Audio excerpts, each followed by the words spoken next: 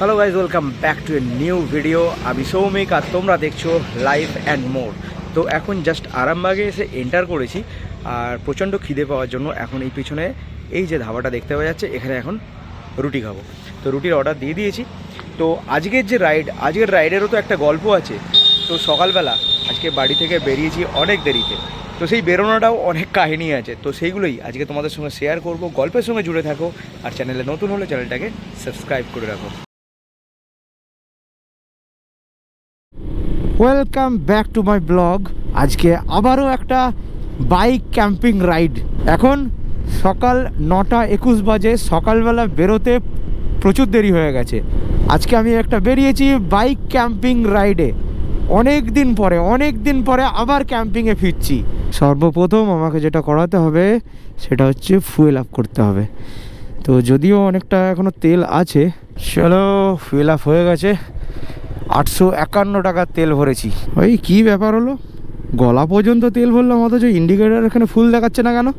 তো আমি এখন আছি হচ্ছে চাপাডাঙ্গা আরামবাগ এই স্টেট হাইওয়েতে। আর যবে থেকে এই চাপাডাঙ্গা থেকে আরামবাগ পর্যন্ত, পুরো আরামবাগ পর্যন্ত নয় যদিও, তো এই যে ডাবল লেন যে রোডটা, হাই রোডটা যে করে দিয়েছে, তো এটা এত স্মুথ হয়ে গেছে না। আগে এই রাস্তাটা যেতে প্রচুর টাইম লাগতো, তো এখন এটা খুব ইজিলি অনেক টাইম সেভ করে দিচ্ছে। সকালে বেরিয়েছি কোনো কিছু না খেয়ে, মুড়ি অথবা পরোটা অথবা লুচি যাই পাই না কেন তাই এখন খেয়ে নেবো। প্যাডে এগিয়ে যাই, দেখি কোনো কিছু খাওয়া দাওয়ার জায়গা পেলে সেখানে খাবো দাবো কলকলাবো। তো আজকের গল্পটা ঠিক হলো এরকম। গতকাল রাত্রে ব্যাগটা গুছিয়ে সমস্ত কিছু রেডি করে ফেলেছিলাম। তো হঠাৎ করে রাত্রিবেলা স্বপ্ন দেখলাম ক্যাম্পিং করতে গেলে যে যে জিনিসগুলো আমাকে নিয়ে যেতে হবে সেইগুলো ব্যাকপ্যাকের মধ্যে যখন ভরছি, সেগুলো পিঠে যখন বই নিয়ে যাচ্ছি তখন ঠিক আছে, কিন্তু যখন বাইকে যখন সেটা মাউন্ট করে বাঁধছি তো সেইগুলো ভেঙে যাওয়ার সম্ভাবনা থাকে। এবং আরও কিছু লিমিটেশন আছে, যেমন দোকান থেকে আরও কিছু জিনিস কিনবো, সেগুলো ব্যাগে ভরবো, ওয়াটার বোতল সেটা ব্যাগের মধ্যে রাখবো, সেগুলো অসুবিধা হচ্ছিল। তো রাত্রিবেলা এইরকমই একটা স্বপ্ন দেখি। সেরকম স্বপ্ন দেখার পরে সকালবেলা উঠে আমি আমার ভায়াটারা যে টেল ব্যাগটা আছে বাইকে মাউন্ট করার, সেইটাকে আবার বার করে তার মধ্যে সমস্ত লাগেজ ফ্যাগেজ বের করে সমস্ত কিছু তার মধ্যে ভরি। তো এটাই হচ্ছে সকালবেলার কাহিনি, তাই যার জন্যই সকালবেলা বেরোতে এত লেট হয়ে গেছিলো। আর একটা গল্প আছে এর মধ্যে, সেটা হচ্ছে যে আমি আজকে যেতে চেয়েছিলাম হচ্ছে ঝাড়গ্রাম। তো ঝাড়গ্রামে আজকে স্টে করে সেখানে কোনো জায়গায় ক্যাম্পিং করে আর পরের দিনে আমি যেতে চেয়েছিলাম ঝাড়খণ্ড হয়ে পুরুলিয়ায় বানসা। কিন্তু কাহিনী মে টুইস্ট। তো আজকে আমি ডিরেক্টলি বানসা যাচ্ছি। পুরুলিয়ার বানসা একটা রিমোট প্লেস এবং একদম অফবিট আননোন একটা প্লেস। তো সেটাই তোমাদের কাছে আজকে এক্সপ্লোর করবো। আজকে সেখানেই ক্যাম্পিং হবে। একটা রাইডের সবচেয়ে ইন্টারেস্টিং পার্ট হচ্ছে ধাবা। এখানে আমরা দাঁড়াই, খাওয়া দাওয়া করি, আরও টয়লেট ব্রেক নিই। তো এই ধাবার মধ্যে যখন আমরা ঢুকি, সেই ধাবার একটা আলাদা কিন্তু কালচার আছে। তো যারা হাই রোডে অ্যাকচুয়ালি রাইড করে তারা কিন্তু এই ধাবা কালচারটা কিন্তু খুব ভালো করে বুঝতে পারবে আমি কি অ্যাকচুয়ালি বলতে চাইছি। তো বলতেই খাবার চলে এসছে। নিয়েছি হচ্ছে রুটি আর চানা মশলা। আর তোমরা একটা জিনিস খুব ভালো করে জানো, খাবার চোখের সামনে থাকলে আমি বেশি কথা বলতে পারি না। ব্রেকফাস্টটা একটু হেভি করে নিয়েছি যাতে দুপুরবেলা আর খাওয়া দাওয়ার জন্য দাঁড়াতে না হয়, একদম ক্যাম্পিং স্পটে গিয়ে পৌঁছাতে পারি। কারণ বাড়ি থেকে ক্যাম্পিং স্পটের দূরত্ব হচ্ছে 271 কিলোমিটার আর যেতে টাইম মোটামুটি 6 ঘন্টার টাইম দেখাচ্ছে। আর যে রাস্তা দিয়ে আমি যেতে চলেছি সেই রাস্তায় খাওয়া দাওয়ার হোটেল পাবো কি না আমার একটুখানি ডাউট আছে, কারণ আমি রিমোট থেকে রিমোট এলাকায় আরও চলে যাব।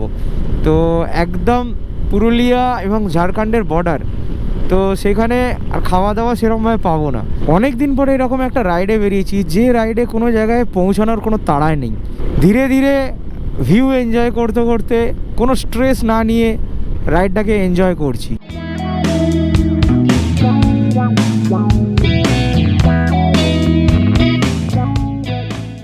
12:04 জয়পুর ফরেস্টে চলে এলাম। আর জয়পুর ফরেস্ট বরাবরই আমার একটা প্রিয় জায়গা। দুদিকে ঘন শালবন আর মাঝখান দিয়ে বুক চিরে রাস্তা।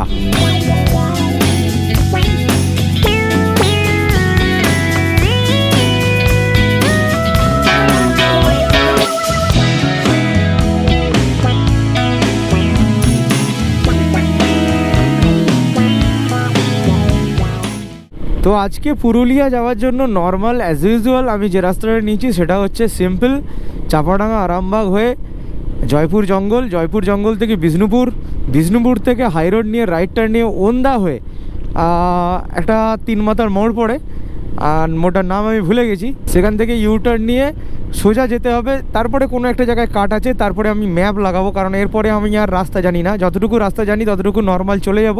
কারেন্টলি আমি এখন আছি NH60-র ওপরে, যেটা আমি বিষ্ণুপুর থেকে ধরেছি। যত এগিয়ে চলছি ততই পরিবেশটা রুক্ষ হয়ে যাচ্ছে। আর এই রাস্তাটাই সোজা মোরগ্রামে যাচ্ছে। মোরগ্রাম এখান থেকে নিয়ার অ্যাবাউট 200 কিলোমিটার, মানে এটা দিয়ে মোরগ্রাম হয়ে শিলিগুড়ি যাওয়া যায়। তো এই হচ্ছে ধলডাঙ্গা মোড়। তো এখান থেকেই এই 3 মাথা থেকে লেফট টার্ন নিয়ে যাব হচ্ছে পুরুলিয়া। তো এই লেফট টার্নটা নয়, ওইদিকে আর একটা লেফট টার্ন আছে।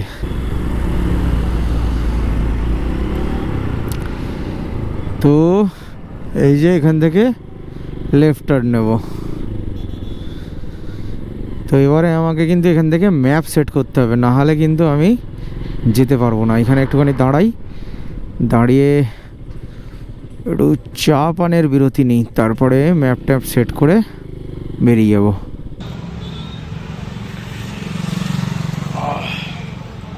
তো ধলডাঙ্গা মোড়ে একটুখানি দাঁড়িয়ে চা ব্রেক নিয়ে নিলাম, আর এখান থেকেই ম্যাপটাকে সেট করে নিলাম। আরে বড্ড সমস্যা করছে এটা। 141 কিলোমিটার মতো চলে এসেছি। এখান থেকে পুরুলিয়া 82 কিলোমিটার, আর আমি যে জায়গায় যাব সেটা মোটামুটি এখনও 130 কিলোমিটার মতো রাস্তা। তো এখান থেকেই আমি নেব হচ্ছে রাইট টার্ন ফর পুরুলিয়া। কোথাও এখানে বোর্ড তো চোখে দেখতে পাচ্ছি না। চলো দেখা যাক, যা হবে। সোজা এই রাস্তাটা মুকুটমণিপুরের দিকে বেরিয়ে গেছে। পুরুলিয়া 78 কিলোমিটার, অযোধ্যা 123, জামশেদপুর 171, রাঁচি 198। এই রাস্তায় আমি ফার্স্ট টাইম। তো আমার ডেস্টিনেশন আর মোটামুটি 10 কিলোমিটার, তো সেটা সামনেই দেখতে পাচ্ছি। আর আমার এই বাঁদিকে যেটা দেখতে পাচ্ছি সেটা হচ্ছে অযোধ্যার রেঞ্জ। চোখের সামনে বিশাল একটা রেঞ্জ দেখতে পাচ্ছি। তো এই অ্যাকশন ক্যামেরায় কিছুই বোঝা যাচ্ছে না। ওই দেখো এধারে একটা পাহাড় দেখো, খুব সুন্দর। এইসব পাহাড়গুলো হেভি লাগছে দেখতে। দেখো সামনেই একটা পাহাড়। Maybe this is the Bansa rock. This is my final destination. Maybe this is the Bansa. চলো, সানসেট হচ্ছে।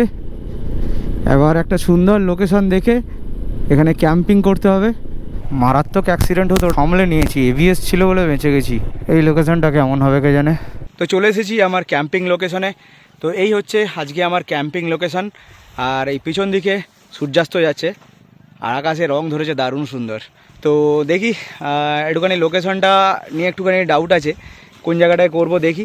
ফাইনাল এটা করে তো রাত্রিবেলা তো তোমাদেরকে আর দেখাতে পারবো না, পরের দিন সকালবেলা তোমাদেরকে দেখাবো যে আমি কোন লোকেশনে আছি।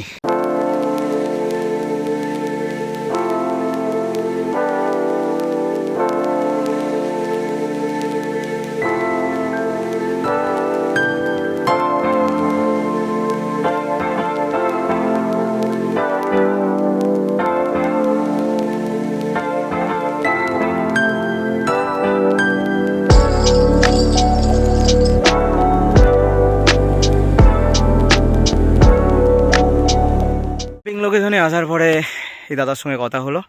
দাদাকে জিজ্ঞাসা করলাম জায়গাটা কীরকম হবে না হবে থাকার জন্য। বলে দিলে তো ভালো, আমিও জানতাম ভালো, কিন্তু তবুও স্থানীয় লোকেদের সঙ্গে একটুখানি কথাবার্তা বলার দরকার, তাই কথাবার্তা বলে নিলাম, নাম্বারও এক্সচেঞ্জ করে নিলাম। দাদা একটা আমাকে কল করে দেবেন খালি। হ্যাঁ। তো এখানে একটা মন্দির আছে, বানসার মন্দির আছে এখানে, আর সামনেই এখানে একটা কুণ্ড, এটা না মানে মাটি থেকে নিচে থেকে জল উঠছে। আমরা মাটির নিচে থেকে কল পাম্প করে জল তুলি, এখানে এমনি মাটি থেকে নিচে থেকে জল উঠছে, এই জলই আজকে খাবো। তো এই হচ্ছে আমার ক্যাম্পিং গ্রাউন্ড। তো টেন্ট পিচ করা অলরেডি হয়ে গেছে, আর ওই দূরে মন্দিরের একটা ছোট্ট আলো দেখা যাচ্ছে, আর সামনেই টেন্ট। প্রতিবারের মতোই আমার এই আলো হচ্ছে লিমিটেড, তাই 2-3 ঘন্টার মধ্যেই যা করার করে ফেলতে হবে, তারপরে এই চার্জ শেষ হয়ে গেলে সব শেষ।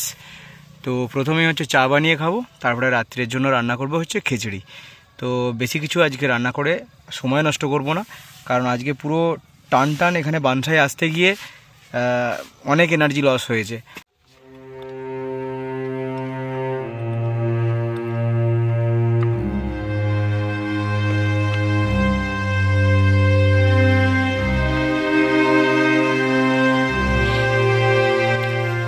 তো পুরো ব্লান্ডার। ব্যাপার হয়েছে কি, যেই চা করতে বসেছি ওভেন টোভেন সমস্ত কিছু খুলছি, খোলার পরে যখনই আমি গ্যাস খুঁজছি দেখছি আমি গ্যাস প্যাক করতেই পুরো ভুলে গেছি। সো রাত্রিবেলা রান্না করার কোনো আমার কাছে উপায় নেই, বলতে পারো ক্যাম্পিং রাইড আমার ফেল। অ্যাডভেঞ্চার তো চরম লেভেলে হয়ে গেল। তো এরকম ব্লান্ডার হবে কোনোদিনও ভাবতে পারিনি। এই অ্যাকচুয়ালি ঘাই করে প্যাকিং করলে এরকমই হয়। তো প্যাকিং যখন করেছিলাম তখন কোনোভাবে এটা মিস করে গেছি, অথচ সব কিছুই আমার কাছে আছে, বাড়িতে এক্সট্রা গ্যাস পড়ে আছে, তারপরেও আমি কেন যে প্যাকিং করিনি আমি নিজেও জানি না, এবং চোখের সামনেই আছে, কোথাও জায়গায় ঢোকানো নেই। তো এটাই হয়তো হওয়ার ছিল, সেই জন্য হয়েছে। দারুণ একটা শিক্ষা হলো। হুড়োতাড়া করে কোনো জিনিস করলে বা সেটা ভালোভাবে সাকসেসফুল হয় না, সেটা ভালো করে বুঝতে পারলাম, আর এখান থেকে শিক্ষাও নিলাম। তো এই শিক্ষাটা ইন ফিউচার কাজে লাগবে। তবে একটা জিনিস, আমি রাত্রিবেলা করতে পারবো না ঠিক আছে, কিন্তু আমার সার্ভাইভাল ফুড আছে, সেটার জন্য হয়তো অসুবিধা হবে না। তো আমার কাছে ব্রেড আছে, গুড় আছে, তো সেটা দিয়ে কাজ চলে যাবে আজকে রাত্রে। তো আমি ভেবেছিলাম যে পরপর 2 দিন ক্যাম্পিং করব, সেটা আর হবে না। তো কালকে সকালেই প্যাক আপ করে নিয়ে বেরিয়ে চলে যেতে হবে।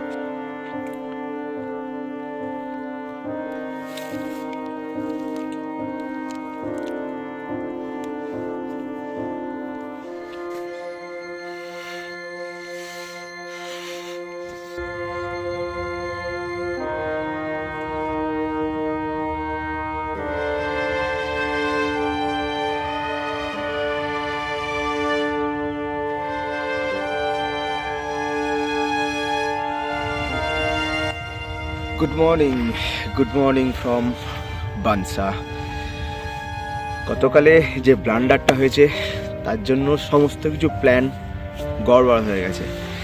ভেবেছিলাম ওয়েস্ট বেঙ্গলের আনাচে কানাচে এমন কিছু আনটাচড জায়গা আছে, সেই সমস্ত জায়গাগুলোকে ক্যাম্পিং করব এবং এক্সপ্লোর করব, সেগুলো আর সম্ভব হবে না। সুতরাং আজকেই বাড়ি ফেরার জন্য আমাকে রেডি হতে হবে, কারণ আমি যদি ক্যাম্পিং করি সেখানে কুকিং করবার জন্য আমার কাছে গ্যাস নেই। তো এই ধরনের ব্লেন্ডার কোনোদিনও হবে ভাবতেই পারিনি। সো কিছু করার নেই, এবারের ক্যাম্পিং রাইড পুরো ফ্লপ, তাই বাড়ি ফেরার এবার তোড়জোড় করতে হবে।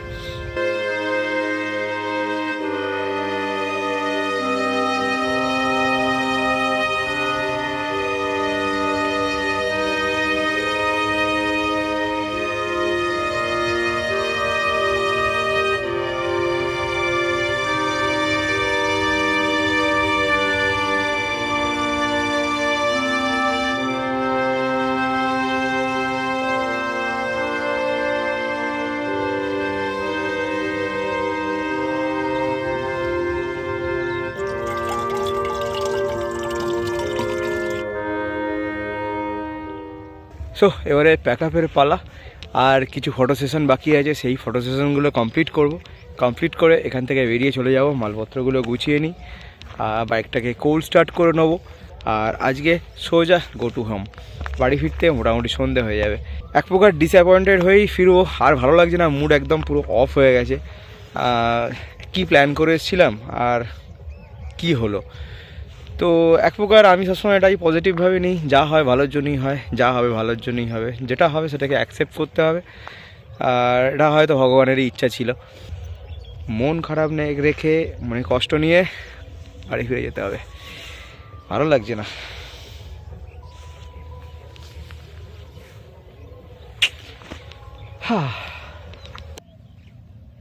তো প্যাক আপের টাইম অলরেডি হয়ে গেছে, ব্যাগ মাউন্ট করে নিয়েছি, শুধুমাত্র বাঁধাটার দরকার, বাঁধবো আর বেরিয়ে যাব। আর এখান থেকে আসার পর থেকে অনেকজনের সঙ্গে বন্ধুত্ব হয়েছে, তো এখানে আরও 2 জন বন্ধু দাঁড়িয়ে আছে ক্যামেরার বাইরে। এদিকে এসেছি, দেখো ছোট্ট ছোট বন্ধু আমার, এখানে আমার অনেকগুলো বন্ধু আছে, এরাও আবার নতুন করে বন্ধু। তোমার নাম কি? মৃত্যুঞ্জয়, আর তোমার? রাকেশ মাহাতো। মৃত্যুঞ্জয়, রাকেশ বানসাতে এখন আমার বন্ধু। তো চ্যানেল সাবস্ক্রাইব করবে তো? চ্যানেলের নাম কি বলো তো? ধোঁয়াশা ধোঁয়াশা বানসা পাহাড়কে পিছনে রেখে আবারও এগিয়ে চললাম সামনে আরও নতুন কোনো ডেস্টিনেশনে।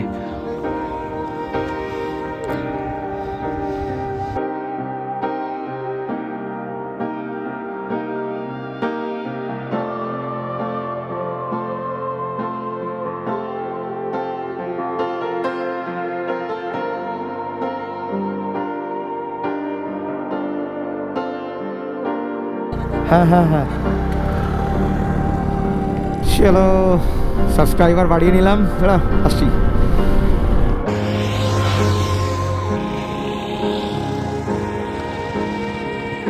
তো চকলেট আর ওয়াটার ব্রেকের জন্য দাঁড়ালাম, কারণ ব্রেকফাস্ট স্কিপ করেছি, লাঞ্চও স্কিপ করছি, কারণ ভালো লাগছে না। আর মুডটা এমনভাবে খিচড়ে আছে আর কোনো কিছুই ভালো লাগছে না।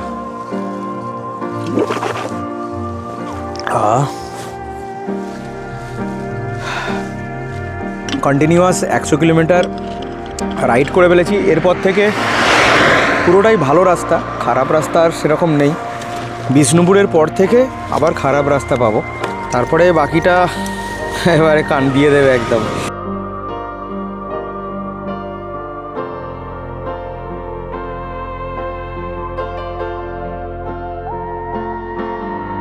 কত কিলোমিটার এসেছি? 188 কিলোমিটার এখনও পর্যন্ত চালিয়ে ফেলেছি। এবারে সবচেয়ে জঘন্যতম বিরক্তিকর রাস্তাটুকু পার করতে হবে। এটাই হচ্ছে ধৈর্যের পরীক্ষা। রাইডের লাস্টের দিকে জিনিসটা এরকমই হয়, রাইডের লাস্টের দিকে একদমই ধৈর্য থাকে না, আর অথচ এই জায়গাটাই ধৈর্য ধরে চালাতে হয়। আর ভিডিওর তেমন কিছু নেই, এনার্জি একদম ডাউন, মুড ভালো নেই। সত্যি কথা বলতে মুড যদি ভালো থাকে ভিডিও অটোমেটিকলি ভালো হয়, ভিতর থেকে ভিডিওটা আসে। তো এনিহাউ, তো আজকের আনসাকসেসফুল ক্যাম্পিং রাইড একদম শেষ। ভিডিওটা কোনো জায়গায় যদিও একটুখানিও ভালো লেগে থাকে তাহলে অবশ্যই একটা লাইক আশা করব, আর যদি বেশি ভালো লেগে থাকে চ্যানেলটাকে সাবস্ক্রাইব করতে পারো। ইন ফিউচার আরও ভালো ক্যাম্পিং ভিডিও আসতে চলেছে এই চ্যানেলে। তো দেখা হবে তোমাদের সঙ্গে পরের ভিডিওতে। আজকের ভিডিও এই নোটে এখানেই শেষ।